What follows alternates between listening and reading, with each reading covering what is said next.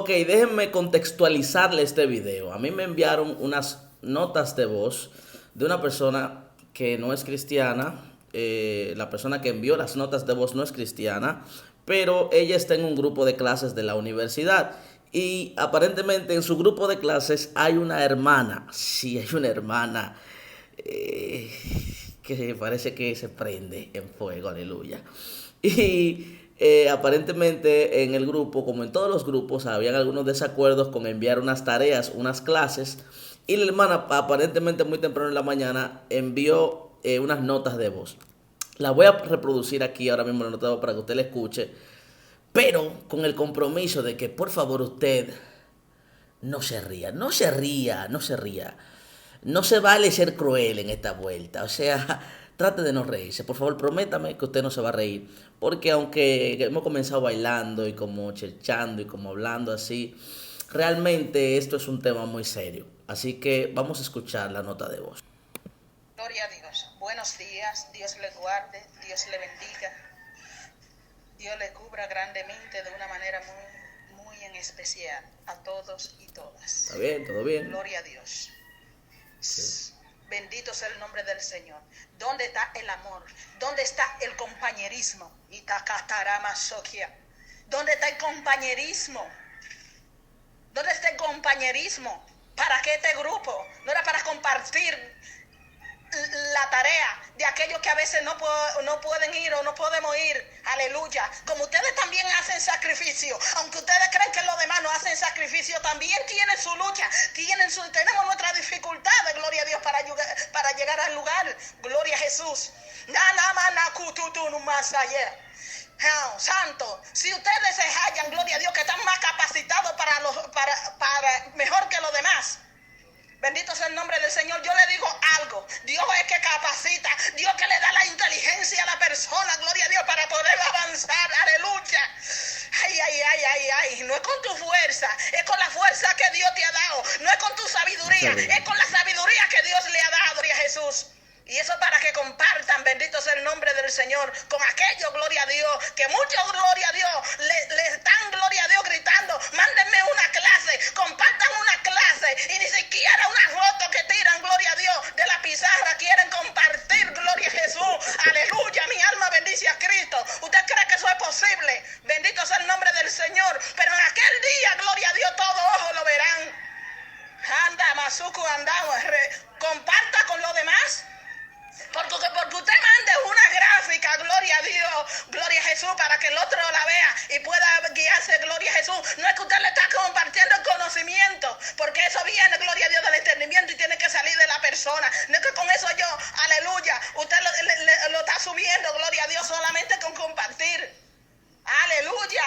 Hablando de su corazón, gloria a Dios. Sea sensible también a los demás. Ellos no puede haber un grupito, gloria a Dios. Que todo que ustedes ven aquí, todo esto perecerá. Lo único que no perecerá es la palabra del Señor. Gloria a Dios, porque serán de generación en generación. Dios le bendiga más.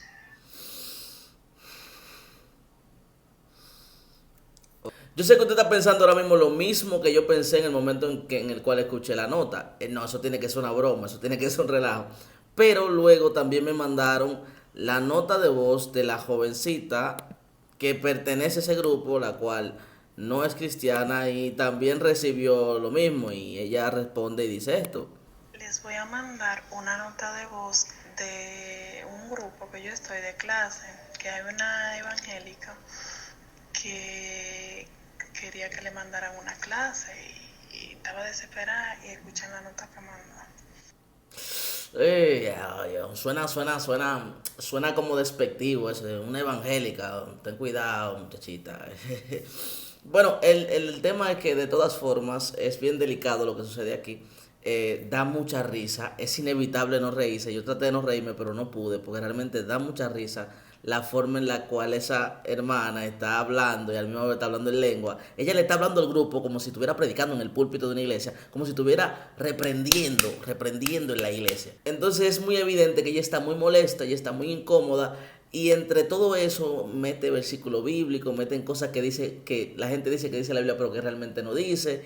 Y entre todo eso también en diferentes ocasiones habla en lenguas. Cuando yo escuché eso, yo me hice una pregunta que se la hago a ustedes. ¿Ustedes no consideran que de cierta forma, de alguna forma, estamos como abusando del don de hablar en lenguas? Posiblemente por una mala interpretación del mismo, o no sé, tal vez porque no hemos entendido cuál es el propósito real del hablar en lenguas. Eso nos ha llevado a abusar del don de lengua. Así que hagámonos la siguiente pregunta primero para comenzar. ¿Qué es el don de lenguas? ¿Qué es el hablar en lenguas? Esta pregunta nos va a ayudar a todos, a los que tenemos mucho tiempo en la iglesia, como a los que hablan en lenguas, como a los que tienen poco tiempo en la iglesia y no hablan, y como a los que no son creyentes y escuchan a los creyentes hablar en lenguas y no entienden lo que la gente está diciendo y piensan que es como una especie de balbuceo, como... Ok,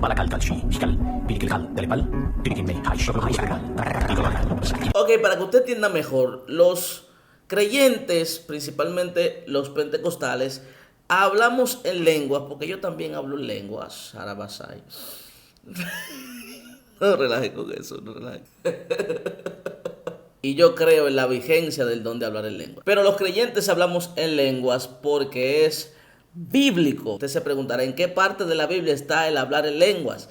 Libro de los Hechos, capítulo 2. Es el primer libro luego de los 4 evangelios. Después que pasan los 4 evangelios en el Nuevo Testamento, viene el libro de los Hechos de los Apóstoles. Y dice en el capítulo 2, así se lo narro brevemente, usted luego léalo detenidamente. Procure, por favor, leerlo detenidamente.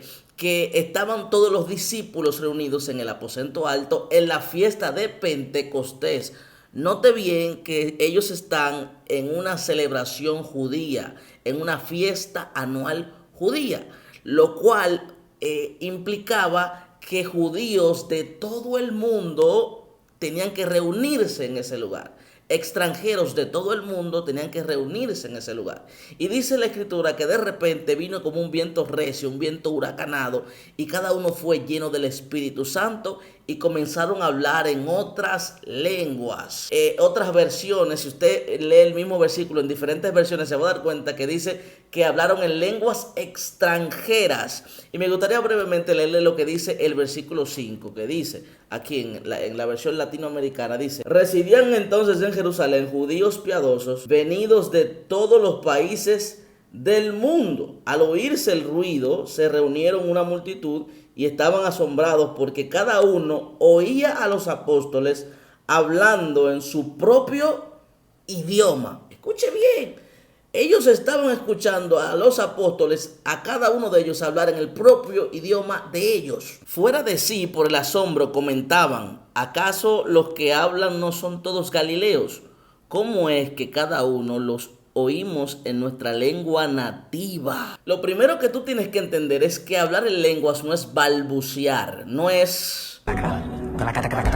La primera vez que aparece este don en el Nuevo Testamento es útil y le sirve a la iglesia para llamar la atención de los que no creen. Es un milagro que llama la atención de los que no creen. Es una capacidad espiritual en la cual las personas te pueden escuchar en el mismo idioma en el cual ellos entienden. Es una capacidad espiritual en la cual las personas te pueden escuchar hablar su propio idioma, aunque tú nunca lo hayas estudiado. Es un milagro de Dios, es un don de Dios poderosísimo. Y dice la escritura en Hechos capítulo 2 que eso fue tan llamativo que eso le abrió el panorama, le abrió el escenario a Pedro para que pudiera predicar el evangelio desde ahí. Y ese día se convirtieron 3,000 personas a Cristo. Así que el don de lenguas no es un balbuceo, no es una locura de los evangélicos, como despectivamente a veces nos llaman. Es algo real, es algo poderoso, es algo milagroso. La pregunta entonces que tenemos que hacernos es: en la iglesia del siglo XXI, vamos a decir el 95% de las iglesias, ¿ese es el uso que se le da al hablar en lenguas? Cuando la gente habla en lengua en las iglesias, por lo menos el 95% de los que están presentes entienden lo que están diciendo. Los jovencitos del grupo de la sierva de aquí estaban entendiendo todas las lenguas que ella estaba hablando. Entonces debemos de preguntarnos: ¿cuál es la bendición de hablar en lenguas? ¿El poder entender las lenguas o el simplemente hablar en lengua. Para eso también las escrituras nos tienen una respuesta. En la carta a los Corintios, la primera carta a los Corintios, el apóstol Pablo, desde el versículo 12, está hablando sobre los dones espirituales. Entre todo eso, habla sobre la supremacía del amor. El amor es superior a los dones. De nada nos sirve tener dones si no tenemos amor primero. Y luego continúa hablando sobre la importancia de algunos dones que él le gustaría que la iglesia procurara con más ahínco. Y ahí comienza a hablar sobre el hablar en lenguas y el profetizar.